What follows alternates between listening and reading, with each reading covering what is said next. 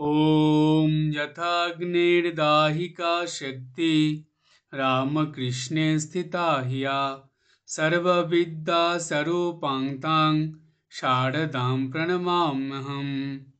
শ্রী মায়ের গল্প ও গল্পকথা থেকে প্রাপ্ত শিক্ষা, এই নিয়ে আমাদের আলোচনা। আজকে সেই আলোচনার ষষ্ঠ পর্ব। এই পর্বে আমরা একটি খুবই কঠিন বিষয় নিয়ে আলোচনা করব।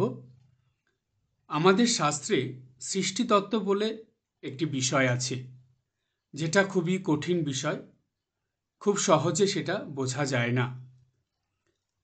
এই সৃষ্টিতত্ত্ব নিয়ে অনেক প্রশ্ন আমাদের মনে জেগে ওঠে। ঠিক সেই রকমই একজন ভক্তের মনে এই সৃষ্টিতত্ত্ব সম্বন্ধে কিছু প্রশ্ন এসেছিল। সেটা সে জানার জন্য শ্রীমা সারদা দেবীকে কিছু প্রশ্ন করেছিলেন। সেই ভক্তের সৃষ্টি তত্ত্বের যে প্রশ্ন ছিল, সেই প্রশ্ন শুনে মা খুব সহজভাবে গল্পের মতন করে কিছু কথা বলেছিলেন এবং সেই কথার মধ্যে দিয়ে খুব পরিষ্কারভাবেই সৃষ্টিতত্ত্ব বুঝিয়ে দিয়েছিলেন। কি বলেছিলেন শ্রীমা? শ্রীমা সেই ভক্তটিকে বলেছিলেন, তিনি অর্থাৎ ভগবান, তিনি কি আর একটি একটি করে সৃষ্টি করেছেন? এ যেন তার একটা কল চলছে।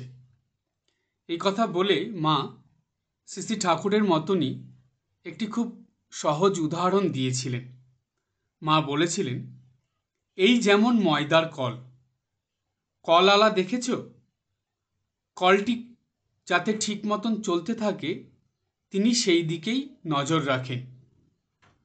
সে কি কোথায় একটি একটি করে গম গুঁড়ো হচ্ছে কি হচ্ছে না, সেই সব দিকে দেখতে থাকেন। ঠিক তেমনি তার কলটি অর্থাৎ ঈশ্বরের সৃষ্টি, এই কলটি যাতে ঠিকভাবে চলে সেই দিকেই ঈশ্বর দৃষ্টি রাখেন। কোথায় কে কি খুঁটিনাটি করছে তা কি তিনি অত দেখছেন? তার অনন্ত সৃষ্টি, তাকে সর্বক্ষণ দেখতে হচ্ছে, অত খুঁটিনাটি দেখলে কি চলে? এই কথা বলার পর শ্রীমা বললেন, দেবতা বলো আর যা বলো, সব এসে পৃথিবীতে জন্মাচ্ছে। বিভিন্ন দেবলোক সব আছে কি না, জ্ঞানলোক, সত্যলোক, ধ্রুবলোক, ওইসব লোক থেকে এসে এই পৃথিবীতে জন্মগ্রহণ করে। খুব সহজ করে কথার মধ্যে দিয়ে শ্রীমা গল্পের মতন করে সৃষ্টির কথা সেই ভক্তটিকে বললেন। এই যে যতটুক কথা শ্রীমা বললেন, এর মধ্যে থেকে আমরা খুব সুন্দর দুটি শিক্ষা পেলাম। প্রথম শিক্ষা কি পেলাম? প্রথম শিক্ষা পেলাম যে সৃষ্টিটা ঈশ্বর কিভাবে চালাচ্ছেন, সেটা মা সহজভাবে বুঝিয়ে দিলেন। আর একটা জিনিস বোঝালেন যে দেবলোক, জ্ঞানলোক, সত্যলোক, ধ্রুবলোক, এইসব লোকে যেসব দেবতারা বা মহাপুরুষরা থাকেন, তাদেরও এই মর্ত্যলোকে আসতে হয়, এই পৃথিবীতে এসে জন্ম নিতে হয়, কর্ম করতে হয়। এই কর্মের পুণ্যের ফলে তারা সেখানে যান, অর্থাৎ দেবলোকে, ধ্রুবলোকে, সত্যলোকে, এইসব লোকে যান।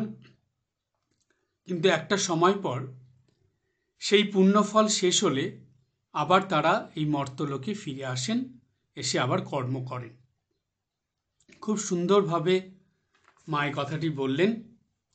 তো প্রথম শিক্ষায় যেটা মা বললেন সৃষ্টিতত্ত্বর কথা, সেইখানে ঈশ্বর কিভাবে এই সৃষ্টিটাকে চালান বা কিভাবে মানুষকে চালিত করেন, সেটা মা পরিষ্কারভাবে বলে দিলেন, এমনকি খুব সহজভাবে বললেন।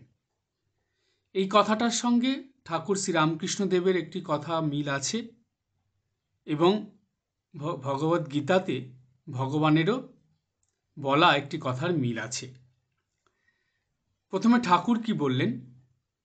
ঠাকুর বললেন যে মানুষ কে কি করছে না করছে সেটা ঈশ্বর দেখেন না, ঈশ্বর দেখেন মানুষের মন। মানুষ মন থেকে কি করছে না করছে সেটাই ঈশ্বর দেখেন। এখানে একটা প্রশ্ন আসে, কি কারণ এটা যে ভগবান মনকে কেন দেখেন? এর উত্তরে বলা যায় যে মানুষ তিনভাবে কর্ম করে, কায়, মন এবং বাক্যের দ্বারা। কায় হলো শরীর দিয়ে, মন হলো চিন্তা ভাবনা দিয়ে, এবং বাক্য মানে কথাবার্তার মধ্যে দিয়ে। এই যে তিনভাবে কর্ম করছে, এই তিনভাবে কর্ম যখন বাইরে প্রকাশিত হচ্ছে, তখন সেটা মনের থেকেই আসছে। কারণ মনের ভিতরে প্রথমে চিন্তা ভাবনা আসে, সেটাই কথারূপে মুখ দিয়ে বেরিয়ে আসে এবং কার্যরূপে বাইরে প্রকাশিত হয়। সুতরাং মনের সঙ্গে কানেক্টেড না রেখে বা মনের সঙ্গে যুক্ত না থেকে আমরা কোনো কিছু করতে পারি না। এই যে মনের মধ্যে কর্ম করার ইচ্ছে আসা, এটাও সেই ভগবানেরই ইচ্ছাতে হয়। কারণ তিনি তো আমাদের সৃষ্টি করেছেন, আর এই সৃষ্টির সব কিছুই তো তার ইচ্ছাতেই চলছে। ভগবান তিনি এই সৃষ্টিতে সবাইকেই যন্ত্রের মতন চালিত করছেন। সেই কথাই তিনি গীতাতে অর্জুনকে বলেছিলেন। ভগবান বললেন, ঈশ্বর সর্বভূতানাং হৃদ্দেশে অর্জুন তিষ্ঠতি ভ্রমায়ণ সর্বভূতানি যন্তরূরানি মায়য়া। বলছেন, হে অর্জুন, ঈশ্বর সর্বভূতের হৃদয়ে অবস্থান করে তাদেরকে যন্ত্রের মতন চালিত করে। তাহলে এই যে ভগবান যন্ত্রের মতন আমাদের চালিত করছেন, তো ভগবানই যদি চালিত করেন, তাহলে আমাদের শুভ অশুভ এইসব কর্মগুলো কেন হয়? ভগবান চালিত করলে সবই তো শুভ কর্ম হতে পারে। এইখানে বলা হচ্ছে যে মানুষ এই কর্মভূমি অর্থাৎ পৃথিবীতে মর্ত্যলোকে জন্ম নেওয়ার পরে সে যেমন কর্ম করবে তার ফল অনুযায়ী তাকে চলতে হবে। এই কর্মফলে ভগবানও হস্তক্ষেপ করেন না। কারণ স্বামীজি বলছেন যে ভগবান আমাদের জন্য সব করে দেন, কিন্তু একটা জিনিস তিনি করেন না। সেটা কি? সেটা হলো চেষ্টা। অর্থাৎ নিজের চেষ্টায় কর্ম করা, এটা তাকেই করতে হবে, এটা ভগবান করে দেবেন না। আমরা যদি নিজের চেষ্টায় ভালো কর্ম, শুভ কর্ম করি, তাহলে তার ফল হিসাবে ভগবান আমাদেরকে শুভ ফল, ভালো ফল প্রদান করবেন। এবং আমরা যদি অশুভ কর্ম, খারাপ কর্ম করি, তার ফল হিসাবে ভগবান আমাদেরকে খারাপ ফল, অশুভ ফল প্রদান করবেন।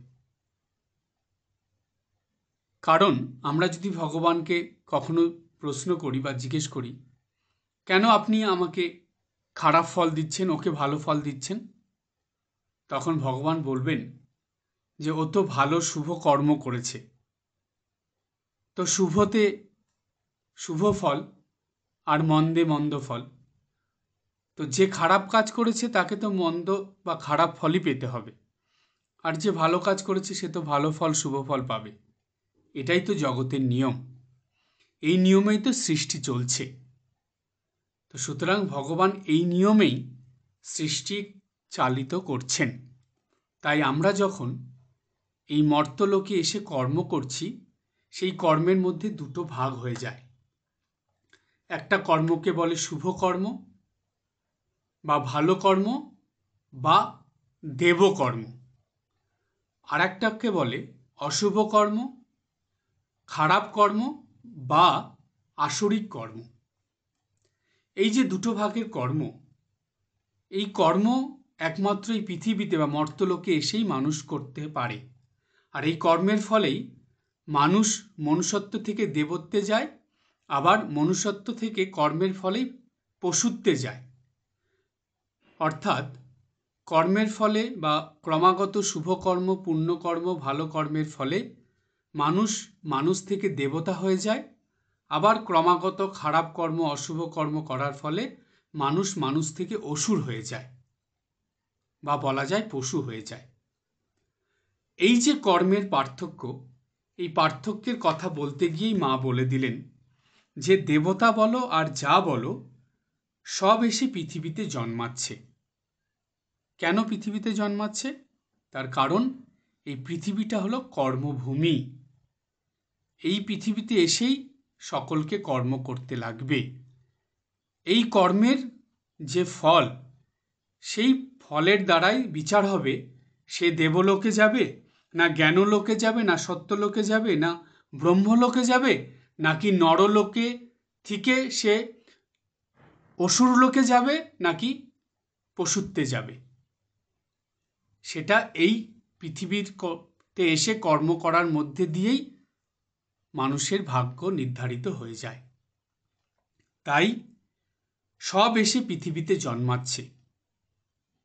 এই যেসব দেবতাদের কথা আমরা জানি, তারা সবাই এই পৃথিবীতে জন্ম নিয়ে ক্রমাগত পুণ্যকর্মের ফলে আজকে দেবলোকে স্থান পেয়েছেন।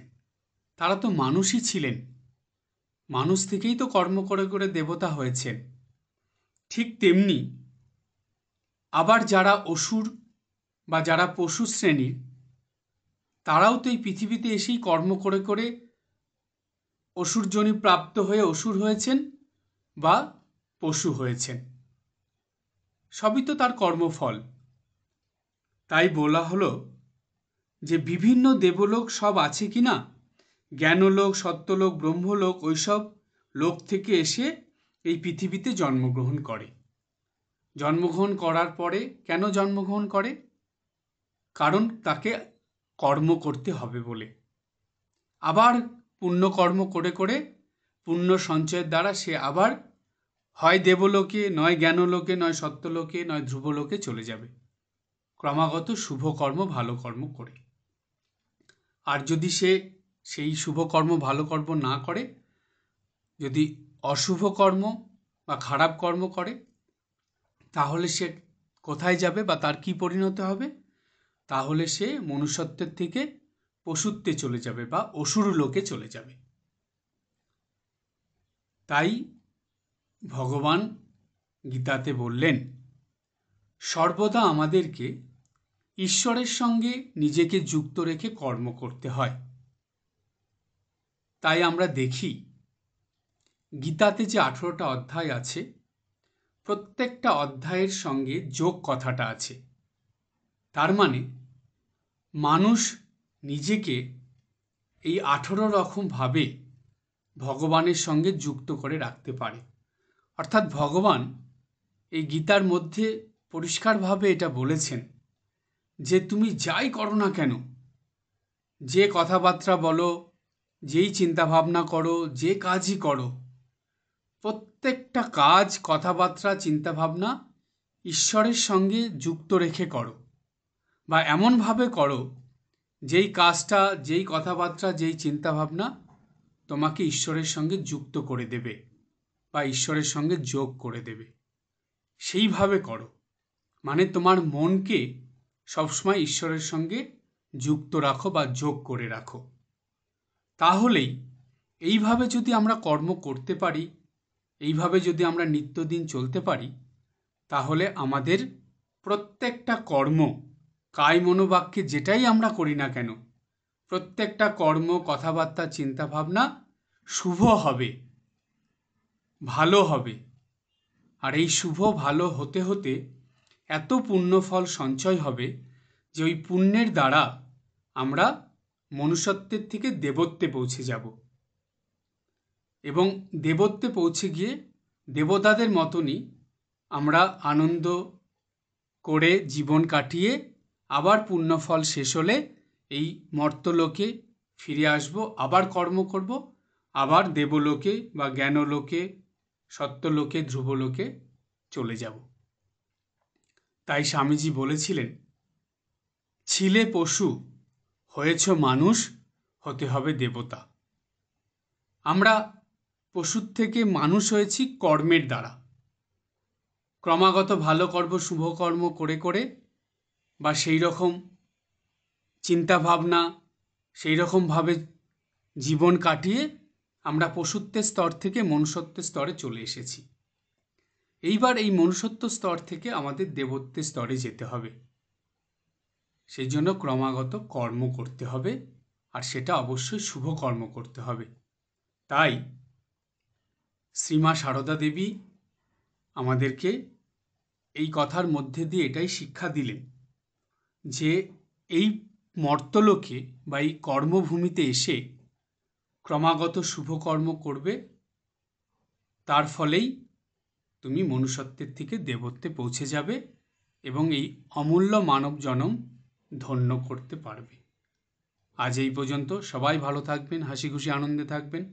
ওম জননীং শারদাম দেবীম রামকৃষ্ণম জগদ্গুরুম পাদপদ্মে তয়ো শ্রিত্বা প্রণমামি মুহুর্মুহুঃ।